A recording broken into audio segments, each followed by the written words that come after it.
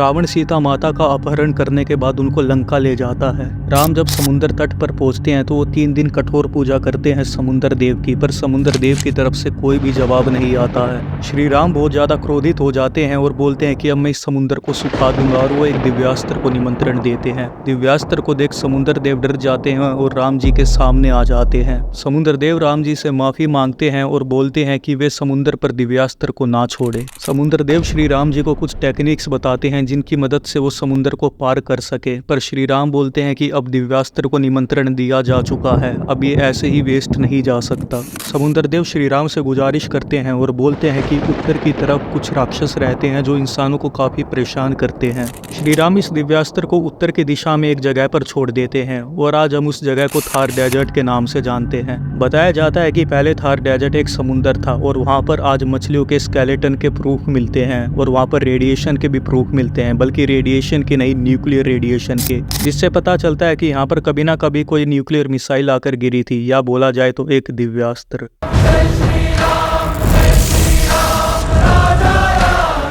हम सब लोगों को पता है श्री राम ने सरयू नदी में जल समाधि ली थी, पर इस बात में थोड़ा ट्विस्ट है। जब लक्ष्मण जी को मृत्यु दंड मिलता है तो लक्ष्मण भी सरयू नदी में जाके अपने प्राण त्याग देते हैं। तो इस बात की पॉसिबिलिटी बहुत ज्यादा है कि सरयू नदी के नीचे कोई रास्ता हो जो वैकुंठ लोक जाता हो, क्योंकि श्री राम भी जल समाधि लेने के बाद वैकुंठ लोक गए थे और लक्ष्मण जी भी वैकुंठ लोक गए थे। या हो सकता है कि समुद्र के नीचे कोई फ्लाइंग मशीन खड़ी हो, या कोई ऐसी मशीन जो एक लोक से दूसरे लोक में ट्रेवल कर सकती हो। आजकल भी हम बहुत सारे ऐसे केस सुनते हैं जिसमें हमें दिखाई देता है कि यूएफओ समुद्र के ऊपर उड़ रहे हैं और वो एकदम से समुद्र के अंदर चले जाते हैं और गायब हो जाते हैं। श्री राम के साथ अयोध्या के लोग भी जल समाधि लेते हैं और ब्रह्मा जी उन्हें बोलते हैं कि जो इस समय जल समाधि लेंगे वो उनके बनाए हुए लोक में जाएंगे, जिसका नाम था संतानक लोक। इस बात की पॉसिबिलिटी बहुत आई है कि सरयू नदी के नीचे मल्टीपल रास्ते हों जो कई लोक में जाते हों, अलग अलग यूनिवर्स में जाते हों, क्योंकि ये बात तो है कि स्पेस तो कुछ हद तक हम एक्सप्लोर कर चुके हैं, पर समुद्र पूरा अनएक्सप्लोर्ड पड़ा है आज भी।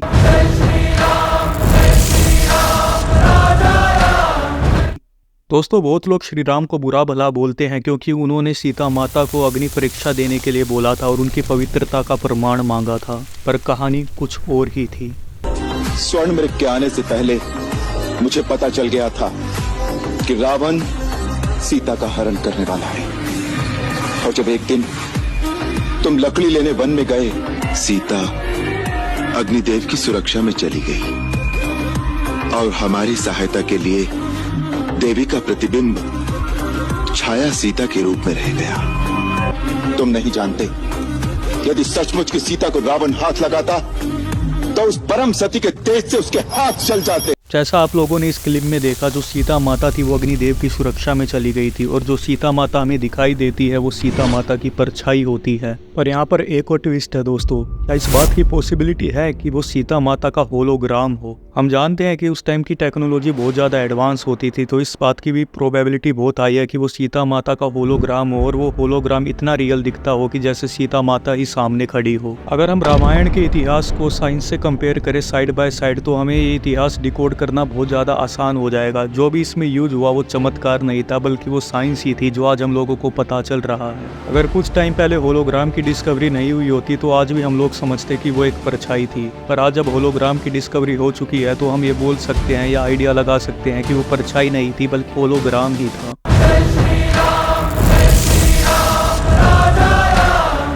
आपने डीप फेक के बारे में तो सुना ही होगा, पर रामायण में भी सबूत मिलते हैं आर्टिफिशियल इंटेलिजेंस और डीप फेक जैसी चीज़ों के।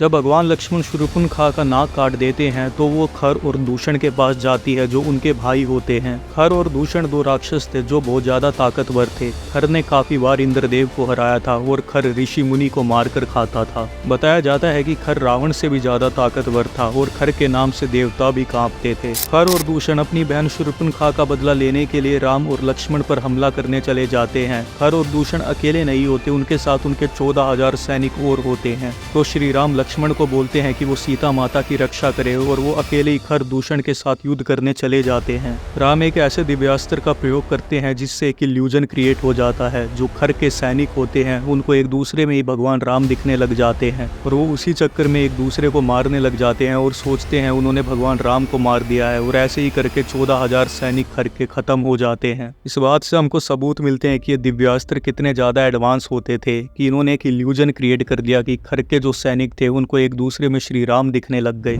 ये तो बिल्कुल डीप फेक जैसी चीज हो गई दोस्तों कि एक पर्सनैलिटी को बिल्कुल ही दूसरी पर्सनैलिटी में कन्वर्ट कर दिया जाता है। इसके बाद भगवान राम और दूषण का युद्ध होता है जिसमें भगवान बहुत आसानी से दूषण को मार देते हैं। उसके बाद खर काफी क्रोधित हो जाता है। बताया जाता है कि भगवान राम और खर के बीच में इतना भयानक युद्ध हुआ था कि दोनों की तरफ से इतने तीर छोड़े गए थे कि जो सूरज की किरणें थी वो भी धरती तक नहीं पहुंच पा रही थी। यहाँ तक कि खर ने भगवान राम का कवच तोड़ दिया था और उनका धनुष भी तोड़ दिया था। काफी लंबा युद्ध होने के बाद भगवान राम खर को मार देते हैं। जब खर के मरने की खबर रावण को पता चलती है तो रावण काफी हैरान हो जाता है और वो पूछता है कि क्या सच में भगवान राम ने अकेले ही खर दूषण को मार दिया था।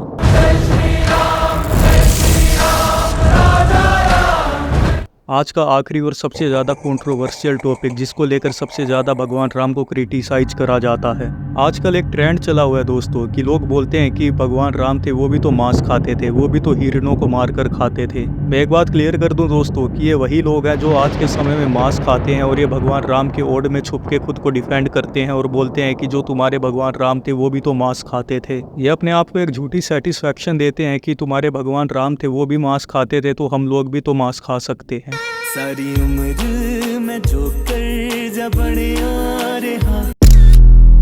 तो अब मैं आपको 3 या 4 प्रूफ दूंगा जिससे आपको पता चल जाएगा कि जो भगवान राम थे वो मांस नहीं खाते थे। अयोध्या कांड के 20वें सर्ग के 29वें और 31वें श्लोक में भगवान राम बोलते हैं कि मैं राज्य भोग की वस्तुओं को त्याग कर मुनियों की तरह रहना चाहता हूँ। मैं कंदमूल फल खाकर 14 साल वनवास में बिताऊंगा। उसके बाद दोस्तों सुंदर कांड के 36वें सर्ग के 41वें श्लोक में हनुमान जी बोलते हैं कि भगवान राम 4 पहर उपवास रखते हैं और 5वें पहर फल खाकर अपना उपवास तोड़ते हैं। और दोस्तों ये सारी कंट्रोवर्सी चालू कहाँ से हुई? कौन सा ऐसा शब्द दिख गया इन लोगों को कि इन्होंने ये बोल दिया कि भगवान राम मांस खाते थे? अयोध्या कांड के 84 चैप्टर में श्लोक 10 में एक शब्द लिखा गया है जिसको बोला गया है मत्स्य मंस मधुनी। तो इस शब्द को देखकर ही लोग बोलते हैं कि तुम्हारे भगवान राम तो मांस खाते थे। और यहाँ पर मांस का मतलब है फल का गूदा, जो एक फ्रूट के अंदर पल्प होता है उसको यहाँ पर मांस बोला गया है। अब कुछ लोग बोलेंगे कि तुम्हारे भगवान राम सोने के हिरण को मारने के लिए उसके पीछे क्यों भागे? तो इसके बारे में रामायण में लिखा गया है कि सीता माता को सोने का हिरण दिखता है और वो श्री राम को बोलती हैं कि उन्हें वो हिरण चाहिए। तो भगवान राम उस हिरण के पीछे जाते हैं, ना कि उसको मारने के लिए बल्कि उसको पकड़ने के लिए, ताकि सीता माता उसकी सेवा कर सके और थोड़ा पुण्य कमा सके। और जैसे ही श्री राम उसके पीछे भागते हैं तो वो देखते हैं कि वो सोने का हिरण एक जगह से दूसरी जगह पर टेलीपोर्ट हो रहा है। और दोस्तों वो भगवान थे, वो श्री राम थे। वो समझ गए कि एक ये मायावी राक्षस है और उन्होंने उसको मारना ही ठीक समझा। तो दोस्तों इसलिए उन्होंने उस हिरण को मारा था क्योंकि उन्हें पता चल गया था वो एक मायावी राक्षस है।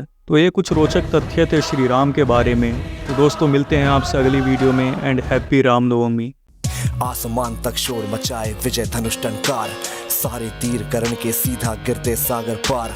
ज्ञान का ना ही बल का करता तनिक भी वो घमंड, क्षण भर में कर देता था दुश्मन के वो खंड। रण कौशल में उसके